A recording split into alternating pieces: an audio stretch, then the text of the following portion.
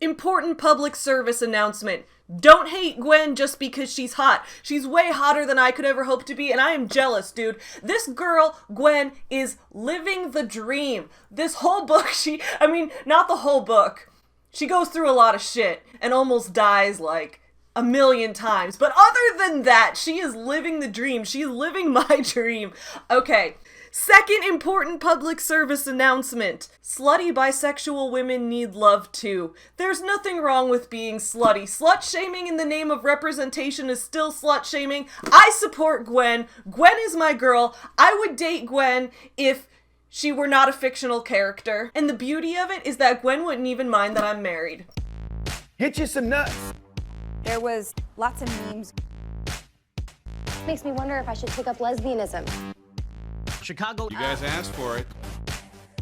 What's up, my fellow small business supporters? I am Savvy. Welcome back to Savvy Writes Books. On this channel, we talk about books, writing, and small business owner life. And every Wednesday night at 9 p.m. Central, I host the AuthorTube Sleepover, where a bunch of writers get together and work on some writing. Today, I have another book review video for you guys, where I am reviewing The Cyborg Tinkerer by Meg LaTorre. For those of you who don't know, Meg LaTorre runs the channel iWriterly, so she is a fellow AuthorTuber. I love getting to review books by those within our own AuthorTube community. It's really fun.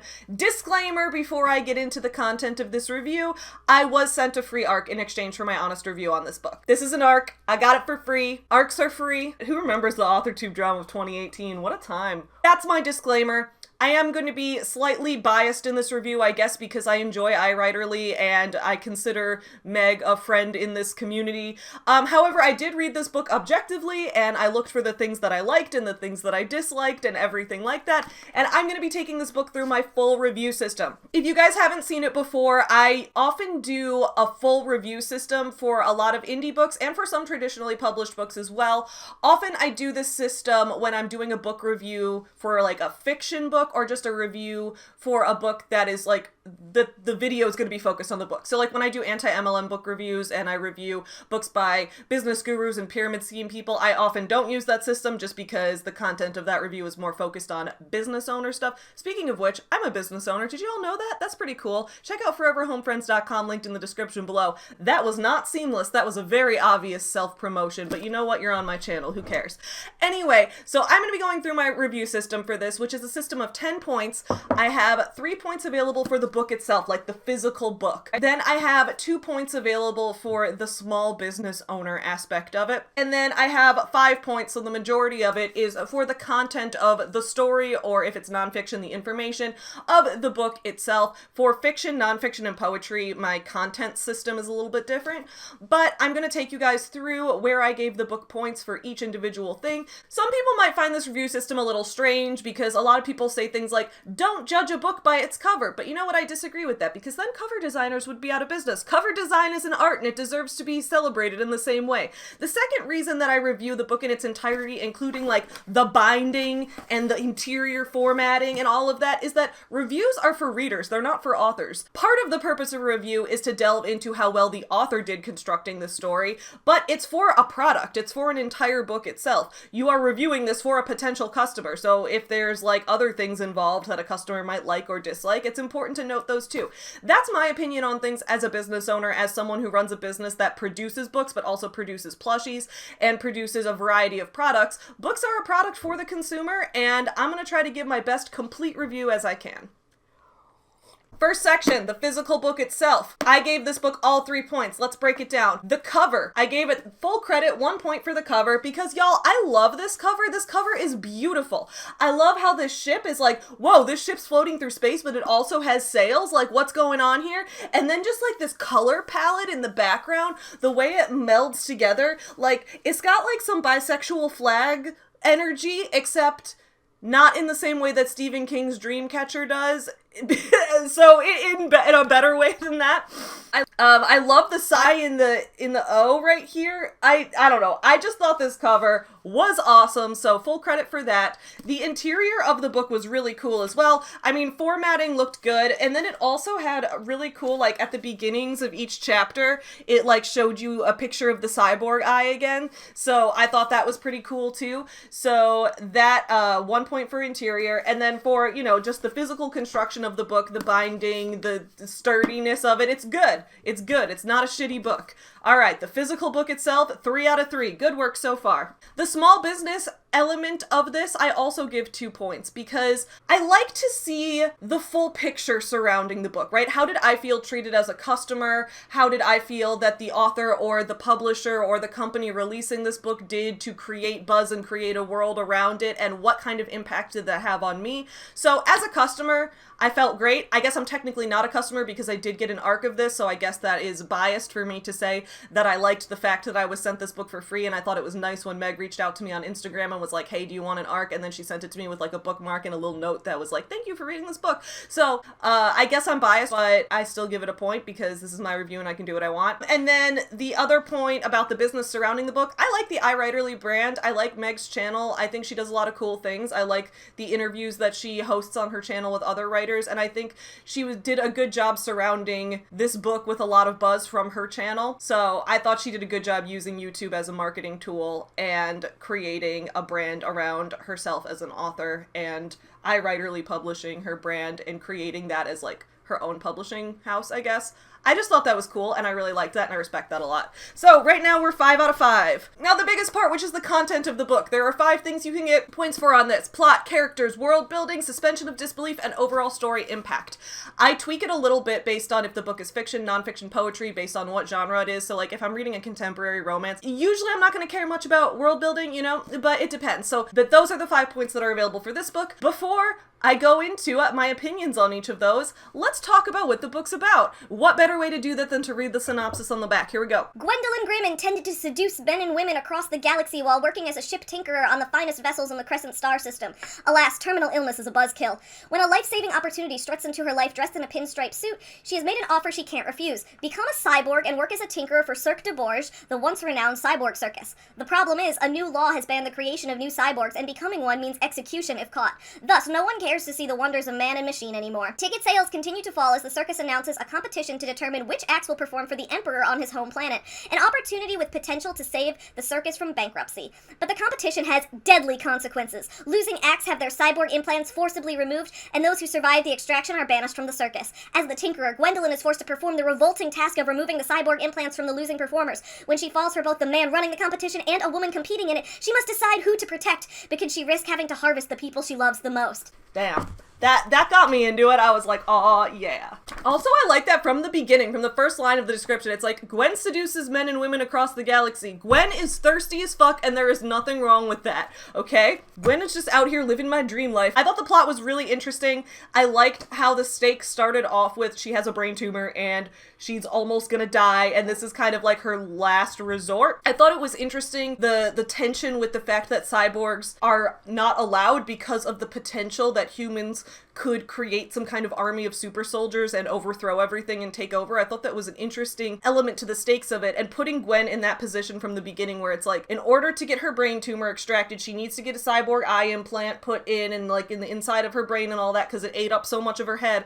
Like, she's gonna die if she doesn't get the implant. So it's like either die or be forced into a life of being ostracized, and that was great stakes to put at the book from the beginning, and then the stakes just kept getting higher and higher throughout the book. So the plot kept me engaged all the way through. I thought the plot was really interesting and fantastic, so 1 point for that. Characters, I'm also gonna give this book a point because, y'all, I love the characters in this book, dude. I love Gwen, and this is where I'm gonna go on my rant, okay? First of all, disclaimer, before I go into my rant about everything, okay? Obviously, everyone is entitled to like and dislike whatever books they want. Everyone can read a book. Like, some books I read and rant about and say, like, I hated how this book turned out, I hated the representation in this book, I hated whatever, and someone else can read it and say, really? But I thought it was amazing. Like, it changed my life. It was so good. And you know what? We're both right because books are subjective. These are stories. So this is just my disclaimer to say, even though I disagree with a lot of people who were making certain claims in their reviews. I've watched a lot of reviews of this book on YouTube, and I read a lot of reviews of it on Goodreads, so it was just patterns that I've seen, and I respect every person who's reviewed this book. I respect every reader in their own opinion. Just a little disclaimer, I know we shouldn't have to give those, but I'm giving one anyway, just so everyone knows I'm not trying to claim that there is a right or wrong way to have portrayed this, but y'all, Gwen is slutty, and I respect her for it, okay? There's this weird idea out there that when you have, like, a character who is bisexual, that they can't be slutty in the book, because if they're slutty, then that's just perpetuating stereotypes and it's bad representation. But here's the thing. I'm pretty slutty, and I need love too, and Gwen's pretty slutty, and she needs love too, and there's nothing wrong with that. Like, sometimes I feel like, is my whole existence bad representation? Because I'm attracted to, like, a lot of people. Like, most women I meet, most men I meet, I meet, tons of people every day. Not in person, there's a pandemic going on. Like, on the internet, or, back when I did go out in the world, I would see, tons of people every day that I'm like, holy shit, I wanna fuck you, I wanna fuck you, I wanna fuck you, I wanna fuck you. That's just how my brain works, and that's how Gwen's brain works. There's nothing wrong with that, guys. She's allowed to fuck everyone if she wants to. Let Gwen just live her best, sluttiest sleeping around life. Let her do it, dude. Oh, so I loved Gwen, okay? I loved her. I thought she was hot, and I know that it's stupid to love characters because they're hot, but I pictured her, I said this in my Reindeer Readathon wrap-up, I pictured her looking like Asami from Legend of Korra, but with a cyborg eye, and that, just makes her hotter, and I'm like, dude, I get why everyone wants to fuck Gwen, because she's hot, and, I get why Gwen wants to fuck Rora, because Rora's hot, and I get why Gwen wants to fuck Bastion, because he's hot, and I just get it, dude. It makes sense to me. Everyone's hot and everyone wants to fuck, and there's nothing wrong with that. And what I like about it is that this is not a romance or an erotica. It's a genre mashup, which I know is not related to characters. I'm just going off on a tangent here. This was a genre mashup, right? Where it's we've got some sci-fi elements, we've got some steampunk elements, we've got some cyberpunk elements, we've got some fantasy elements, and it's all meshed together, and then there's some romance elements as well. But it's yes, we've got characters being slutty and fucking on the page, and not in an erotica. It's just woven in there, and I fucking love it, dude. I love it. I'm not gonna give away any spoilers. But the ending of this book, it ended exactly the way I wanted it to. Whenever I read a book with a love triangle in it, I don't want to give anything away, say what I always think, but whenever I read a book or watch a movie, or even in life, even when there's a love triangle in life, two people are the same person, one person is in a relationship with someone, but someone else is attracted to them, or whenever that happens, my first thought is here's how to solve that. And I'm not going to say what it is, because I don't want to give away spoilers. It's not the right solution for everyone. Whenever I read a book, I'm like, man, I know that a lot of people don't like that solution, so I know that it's probably not going to happen that way. But I always hope that at least one book or one movie or something will have it happen that way. That it'll be okay, this love triangle's happening, let's solve it with this specific action. This book did it, guys. It did it. The whole time I'm like, please have this be the first book that does that. Please do it. And it did it. It did it. When I got to that page, I was like, oh fuck yes, dude. I was so excited. I was so excited to see that happening, because I was like, yes. Yes. Okay. I'm talking so vaguely, so I need to stop, because I don't want to give spoilers, but I want to be excited about the thing that I really liked in this book. Moving on, I thought Gwen was an awesome character. I thought Bastion was a really cool character, because he had a lot of trauma from his past that was revealed along the way, and I also liked that it represented a male character with an eating disorder. You don't see that as often in fiction, and I know that men can have eating disorders in life. It happens more frequently than I think a lot of people realize, because it's been portrayed to be so much of a female problem when it's really not. It could be anyone could have an eating disorder. In fact, I know that there's statistics for eating disorders among the LGBT community, and specifically trans people and things like that can be a lot higher due to body dysmorphia and the dysphoria you feel in your so a lot of things can happen with that. This is outside the point, because Bastion is a straight cis man, but he does have an eating disorder, and I thought that was portrayed well. I'm glad that representation was there. I also like that we saw the pieces of his past, more and more we got little pieces of where his trauma came from. I thought learning about him and getting a fuller picture of him and watching Gwen fall in love with him was Awesome. I loved it. All right, so we have a point for plot, point for characters. Next place is where I'm actually not going to give it a point because I have a few criticisms, and that is the world building. So like I said, I really like that this book is a genre mashup. I really like that we have elements of sci-fi, steampunk, cyberpunk, fantasy, a little bit of everything in here. However, I think when you're going to mash up genres that hard, you need to do a lot of world building to make sure that the rules of the world around you are known. And again, this could be me because, like I've said in the past, I'm the person that tried to play Dungeons and Dragons in high school by being like, cool, so my character is like a lesbian who plays basketball, and people were like, no dude, this is fantasy. And I was like, yeah, fantasy means you can do whatever you want. People were like, no, fantasy has genre conventions. And I was like, what? Like, that's me. I just don't even, like, it doesn't register in my head. So half the time if I read a book with like fantasy elements, I'm like, wait, what does this mean? What does this mean? What does this mean? How do we know what this is? What does this look like? I don't understand. Or when there's a book with like, so that's why I've enjoyed reading like urban fantasies where you'll have like a character set in, you know, present day in a city environment, and then they will find out that they're a dragon or something and then learn the rules along the way, that kind of thing. In this, it was a lot more just being dropped right in and figuring out the world as you go, and that's a little harder for me to understand, so this could be a personal preference, but I was hoping that there would be a little more, I guess, explanation woven in about how the star system works, a little more about the politics of this world. Like, we found out there's an emperor on a planet, and then it's like, I wanted to have it established earlier on, like, does the emperor rule over all of the planets in the Crescent system? Does he rule beyond that? Does he rule just his planet? Like, what's going on there? And then I wanted to learn a little bit more about I guess the mechanics of the ship. It didn't need to go into too much detail, but it's like, okay, the ship's got sails and it's flying in space, and I think that's cool, but it's like, it's almost like 2/3 through the book where you see that the ships are docked on the water and they have sails in the water and then they take off into space, which is cool. I liked that, but I just wish I understood how the ships worked a little more at the beginning.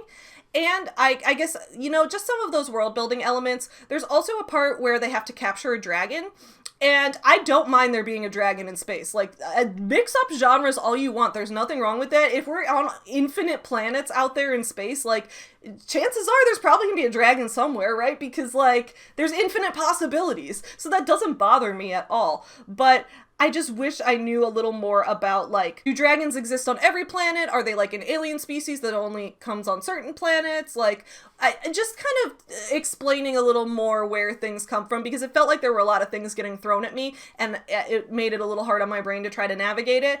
But I still love the plot. The world building, I thought, could have just been a little more explicit and in my face. But then again, I'm a person who takes things very literally and has trouble reading between the lines a lot of the time. So maybe other people didn't have that problem, but that was my thought on that. The next point was the suspension of disbelief, and I also couldn't give full credit for this because that kind of goes along with the world building. I had a little trouble believing everything that happened just because I was a little bit like, wait, what? Where's the dragon's here now? Okay, wait, but why? And then I feel like if I had that, those kind of go together, because if I'd had that world building to fully understand the rules of what's going to happen when and how the systems work, like politically and technically, then I would be able to immerse myself a little more in it. So that was just my thought on that. But I am giving it full credit for the overall story impact, because this story got me so excited in so many ways. I just loved getting to see, one, the genre mashup. That's what I think is so beautiful about the indie book world, about the world where you don't have to worry about agents and publishers and writing to market and things like that, because dude, this goes along with earlier when I gave full credit for the small business element. Meg created this company, iWriterly Publishing. She has this YouTube channel and this platform, and by creating a following of people who are interested in her and her work and the stuff that she does, she's able to create this genre mashup and find people who are interested in it. It's narrowcasting in action. Y'all, I'll link up in the cards the video essay I did on narrowcasting, because it didn't get a lot of traction when I put it up, but dude, I think narrowcasting is like the most important concept for how small businesses are going to be able to thrive in the age of the internet and in the age of finding small pockets of fans. And so, dude, I liked this book. I think it did a lot of really cool things, and Gwen is a bicon and you can't change my mind. I love her, and I will defend Gwen until the end of time, so don't at me. Thank you guys so much for watching this video. I hope you enjoyed it. I will see you guys again on Wednesday for the AuthorTube sleepover, but in the meantime, don't forget to support small businesses, and happy Monday. Hit you some nuts. There was lots of memes. Makes me wonder if I should take up lesbianism. Chicago. You guys asked for it.